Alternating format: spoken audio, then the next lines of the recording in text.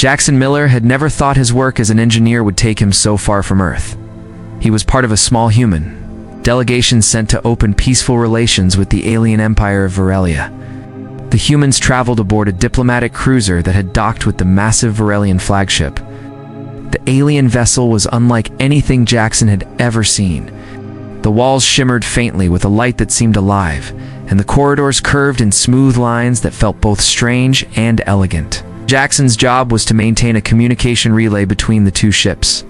The device was a complex mix of human and Varelian technology, and it had been giving trouble since the first day. He spent most of his time in the relay room, surrounded by blinking lights and unfamiliar tools.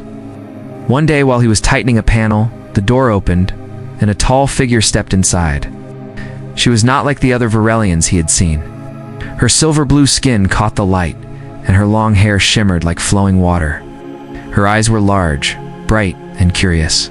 She wore a robe of deep violet with golden patterns. Jackson recognized her from the briefing files, Princess Liara, daughter of the Varelian ruler.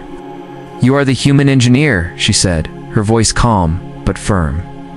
Jackson nodded. "That's me, Jackson Miller." She stepped closer, looking over his shoulder at the relay. "I have never seen a human work before. You move differently than my people." He smiled slightly. "We build things a little differently too. This relay is a mix of both our systems, so it's tricky, but I'll get it working." Liara tilted her head. "And why is this work important to you?" "If the relay fails, our ships can't talk to each other properly," Jackson said. "Misunderstandings could happen. In our line of work, one bad misunderstanding can lead to war. So, I guess, it matters a lot." She seemed to think about this. "On Varelia, we have engineers too, but most never speak with the royal family. Yet you speak to me as if I am just another person." Jackson hesitated. Should I not? Her lips curved in what might have been the start of a smile. "It is refreshing. My days are full of formality. You speak simply. I like that." From that day, Liara began visiting the relay room often. At first, she asked questions about human tools and machines. Then she asked about Earth, its oceans, its cities, and the way its seasons changed. In return, she told Jackson about Varelia's floating gardens, its twin moons, and the great singing towers of her home city. They began to share small stories from their lives. Jackson spoke of fixing old radios with his grandfather. Liara spoke of her first time flying a glider over the crystal lakes of her world. Sometimes they simply worked in silence, comfortable in each other's company. But not everyone approved. One afternoon, Jackson's captain visited the relay room. He glanced at Liara, then turned to Jackson. "Keep your focus on your job, Miller," the captain said. "This is a delicate mission. We don't want unnecessary attention. Be careful." After the captain left, Jackson glanced at Liara. "Guess I'm in trouble." She looked thoughtful. "Perhaps it is not wise for us to spend too much time together. My people value tradition. Some would not like what they see." Still, the next day, she returned. A week later, a meteor storm struck near the convoy. The impact waves damaged several systems on both ships. Alarms blared through the corridors. Jackson rushed to the relay room, finding panels sparking and lights flickering. Liara arrived moments later. "I can help," she said. They worked side by side, sealing damaged circuits and rerouting power. The room shook as another meteor passed close. At one point, Jackson had to catch Liara as the floor tilted from the ship's sudden maneuver. When the danger passed, the relay was stable again. They stood there, breathing hard, hands covered in dust and grime. "Thank you," Jackson said. "Couldn't have done it without you." She met his eyes. "Nor I without you." Something unspoken passed between them in that moment. They both felt it, though neither said a word. From then on, their connection was no longer just curiosity. It was something deeper, something that might be more than either of them expected. Jackson woke early the next day, but his thoughts were not on his work. He kept replaying the moment in the relay room when he and Liara had locked eyes. Something had changed. He could feel it, but he also knew it was dangerous. Humans and Varelians were allies now, but only in the fragile sense. One wrong step could undo the peace talks. That morning, as he walked through the polished halls of the Varelian flagship, he felt the eyes of the crew on him. Some Varelians gave him polite nods, but others looked away. He wondered if word of his time with the princess had already spread. When he entered the relay room, Liara was already there. She stood by the console, reading from a small, glowing panel. She looked up and gave him a slight smile. "Good morning, Jackson," she said. He hesitated. "Morning. Didn't have to come in so early." "I wanted to check on the relay after the storm," she replied, "and to see you." Jackson glanced toward the door. "You know people are starting to notice?" "I am aware," she said calmly. "My father has not spoken to me about it, but the council will, if they think this is more than simple curiosity." "And is it?" he asked quietly. She looked at him for a moment, then turned back to the console. "There are rules, Jackson. Some of them cannot be broken." Before he could reply, the door slid open. Captain Harris stepped inside. His eyes moved from Liara to Jackson. "Miller, a word." Jackson followed him into the corridor. "Listen," the captain said in a low voice. "You're here to keep the systems running, not to make friends with alien royalty. You know how delicate this mission is? I need you focused." "I am focused," Jackson said. "Then prove it," Harris replied before walking away. Jackson returned to the relay room, feeling the weight of the warning. Liara was watching him. "Your captain disapproves," she said. "Seems that way?" She lowered her voice. "It is not only your captain, my people. We do not allow the royal family to marry outside our species. It is not just tradition, it is law." Jackson took a breath. "Maybe we should," before he could finish. The ship shuddered slightly. An alert flashed on the console. A system in the lower engineering deck had been damaged by the meteor storm and was now failing. "I'll have to go fix it," Jackson said. "I will come," Liara said. He shook his head. "It's dangerous down there. Then you should not go alone." They left the relay room together and moved through narrow corridors toward the lower deck. The lights flickered, and the air smelled faintly of burnt metal. Jackson pulled a panel open and found cracked conduits sparking. "Power's unstable," he said.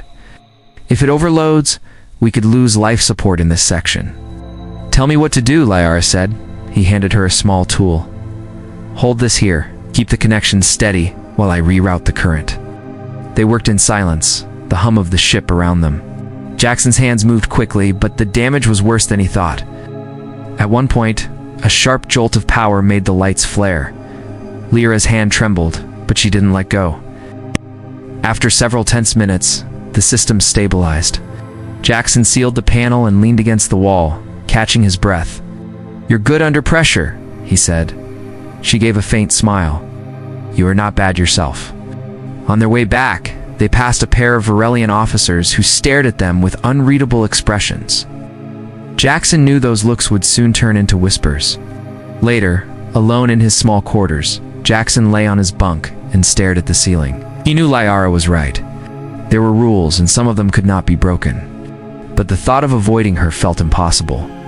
Somewhere deep inside, he knew that this was more than friendship.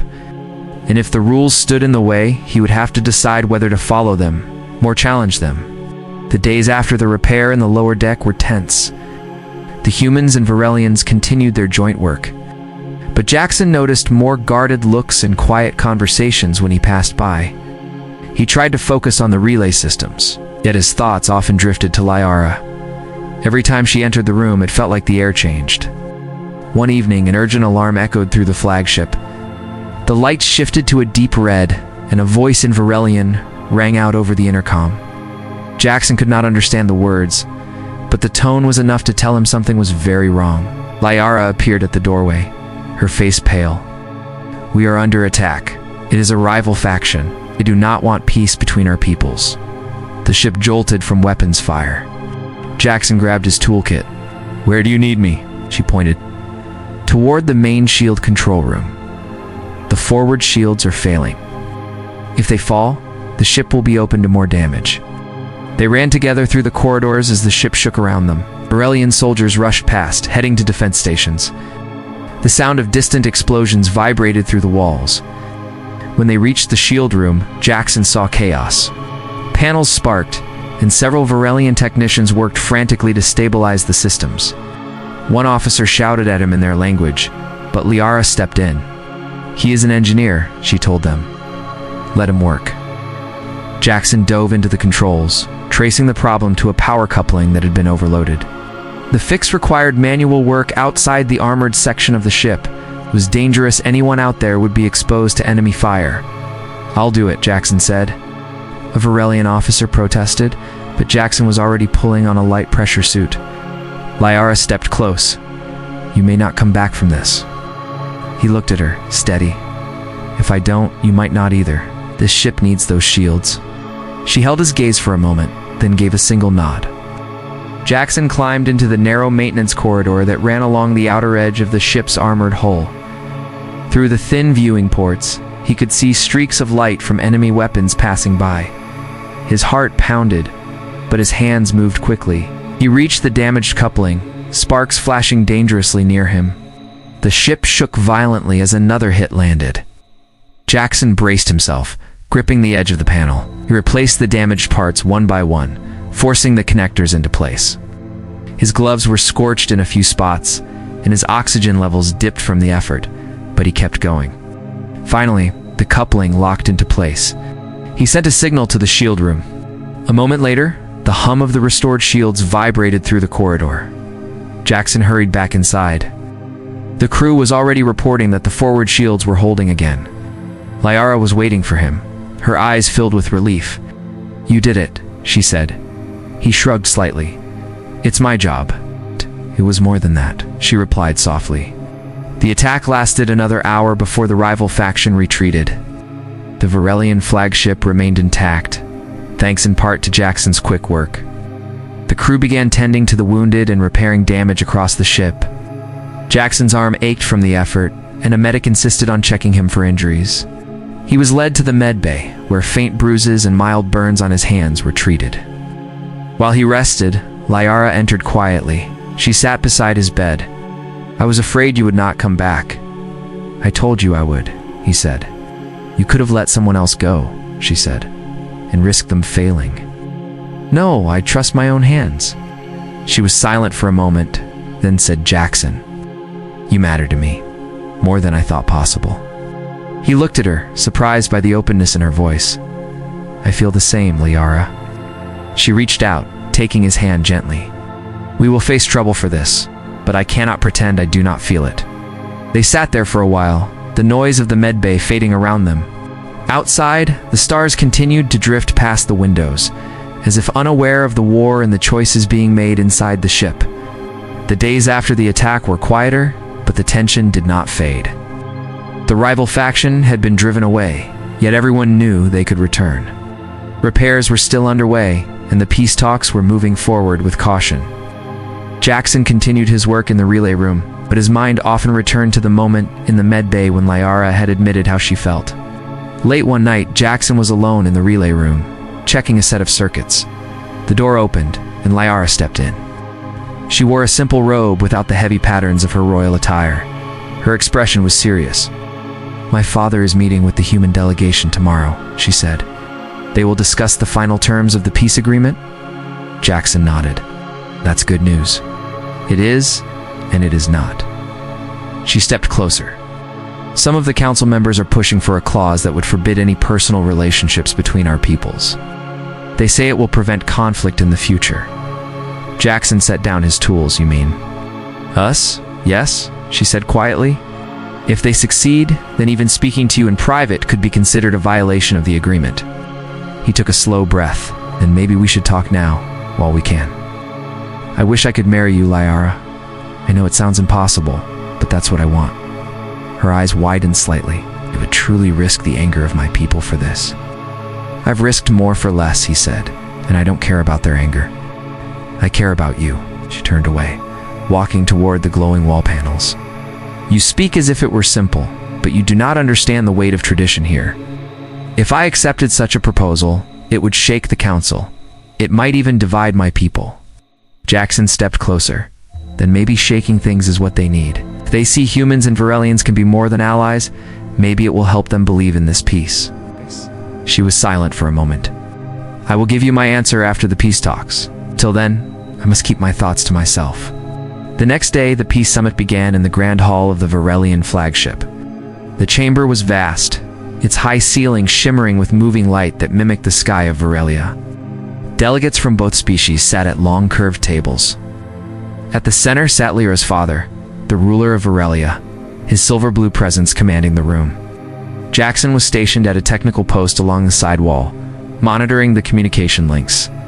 He watched as the discussions unfolded. The human ambassador spoke of cooperation and trade, while the Varelian Council countered with demands for cultural respect and autonomy. When the proposal to forbid personal relationships was brought forward, Jackson's chest tightened. He glanced toward Liara, but her expression was unreadable. Hours passed. Finally, the meeting adjourned for the day, with the most difficult topics still unresolved. Jackson found Liara later in one of the ship's quiet gardens. The garden floated under a transparent dome, with soft blue light shining from the stars beyond. "I heard the clause was debated," he said. "It was," she replied. "Some argued strongly for it. Others said it would harm the spirit of peace. My father has not decided." Jackson looked at her. "And you? Have you decided?" She met his gaze, but did not answer. Instead, she walked slowly along a path lined with glowing plants. Jackson followed.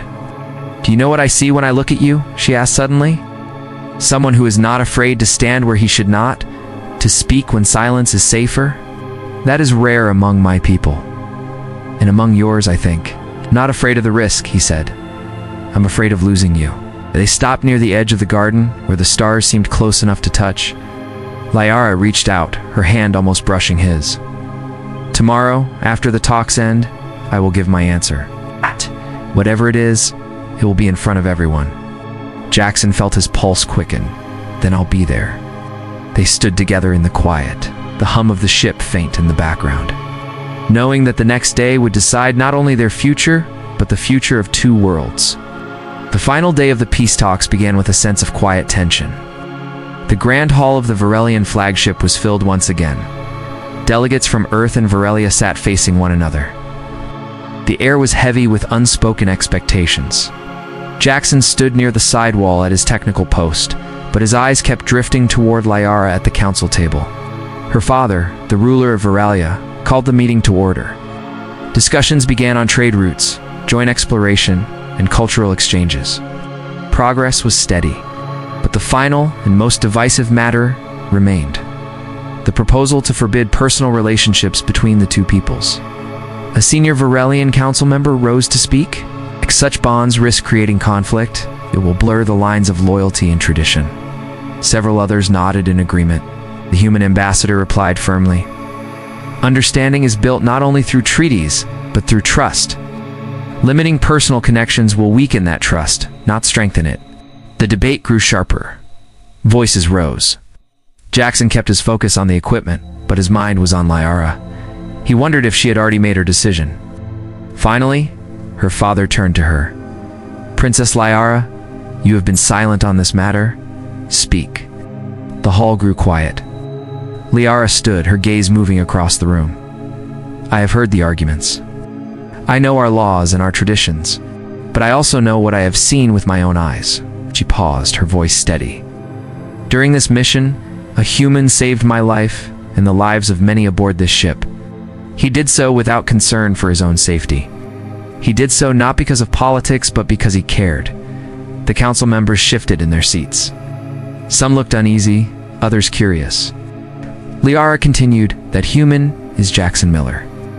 And when he told me he wished he could wed me, I realized that my answer is yes." A wave of murmurs swept through the hall. Jackson felt his chest tighten. The human delegation exchanged startled looks. Some Varelians looked shocked, others angry.